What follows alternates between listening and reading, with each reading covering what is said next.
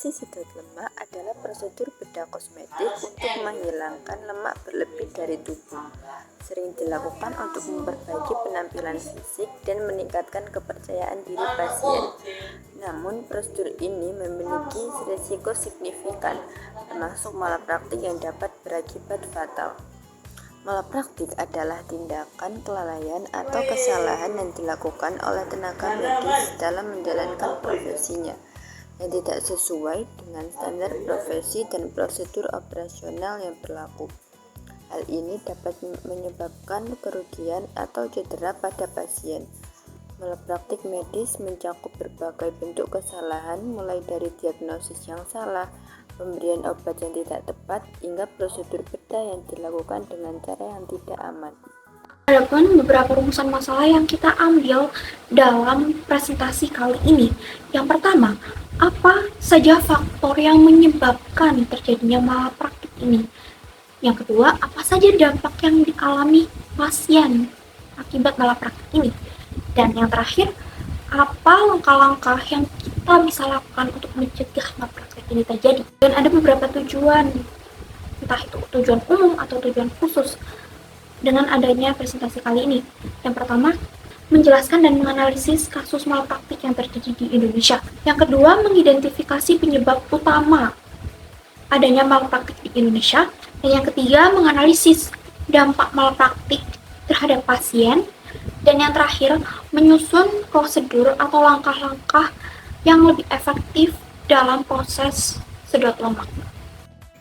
Selanjutnya yakni uraian kasus. Dilansir dari Tempo.co, selebgram asal Medan yang bernama Ella diduga tewas setelah melakukan operasi sedot lemak di salah satu klinik yang berada di Depok.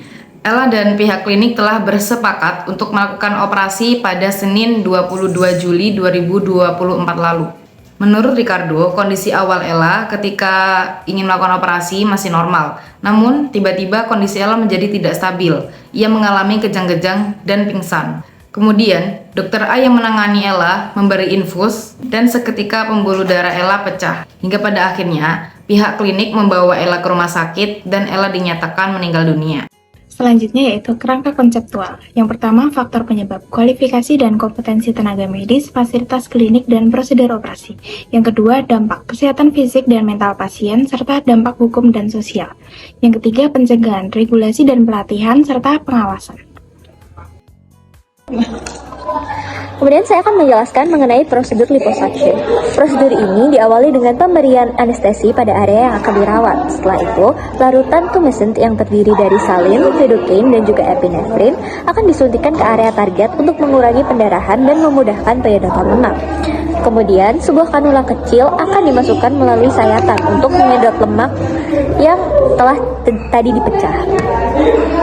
Untuk resiko liposuction sendiri terdiri dari komplikasi ringan meliputi edema atau pembengkakan, hematoma atau memar, nyeri, dan juga mati rasa.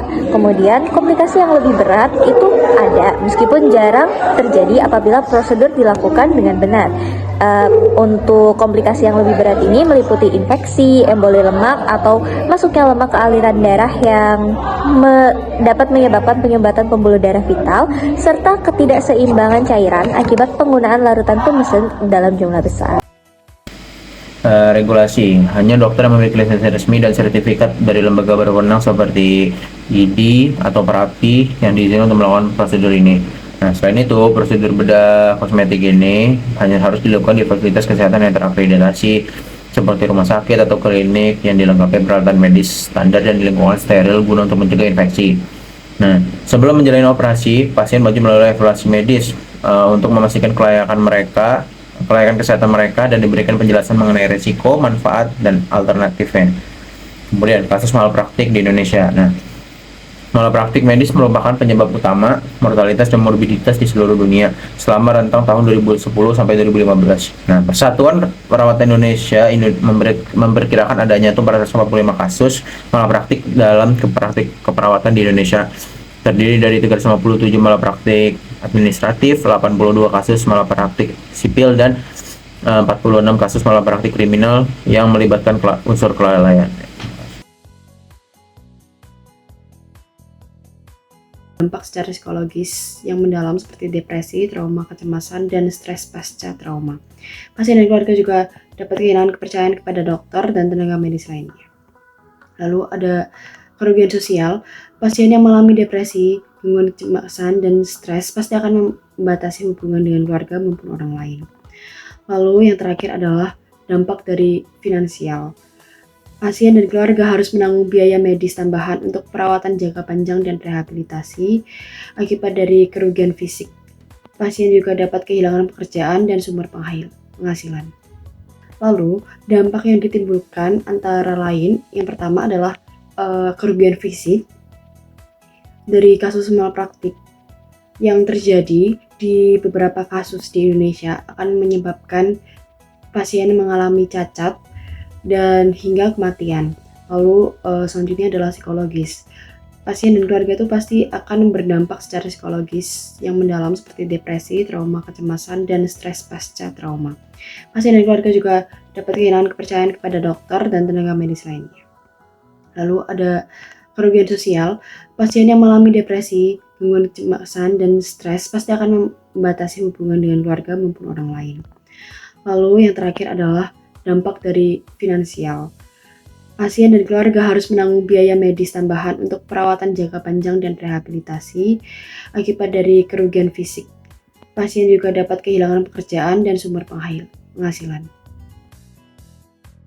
Saya akan menjelaskan langkah-langkah untuk mencegah malpraktik. Yang pertama, peningkatan kualitas pendidikan tenaga medis. Kurikulum pendidikan kedokteran harus diperbarui seiring perkembangan medis dan teknologi, dengan pendidikan etika sebagai bagian penting. Tenaga medis juga perlu mengikuti pelatihan berkelanjutan untuk meningkatkan keterampilan dan pengetahuannya. Yang kedua, penguatan pengawasan terhadap malpraktik medis.